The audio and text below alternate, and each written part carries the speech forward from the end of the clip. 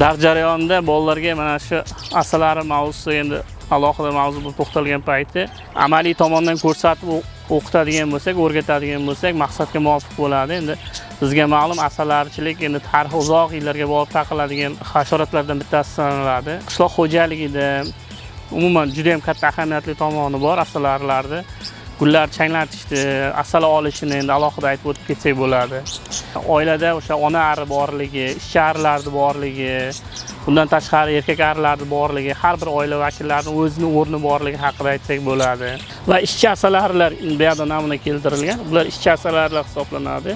O'sha ishchi asalarilar yashovchanligi 4-6 hafta uzog'i, ya'ni faoliyat yuritadi.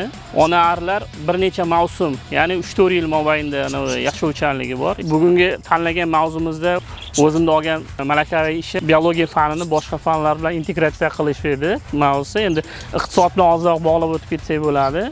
Bitta uyda o'rta hisobda o'sha ko'pi bilan 50 mingta 60 mingta ishchi arilar bo'ladi. Ularni bir mavsum mobaynida to'plagan arisi o'rta hisobda asali 30-40 kilogramm atrofida bo'ladi. Endi bugungi kunda 1 kilo asalda o'rtacha tan narxi 70 ming bo'ladigan bo'lsa, bitta uydan bir mavsum mobaynida 2 million 2,5 million daromad qilsa bo'ladi.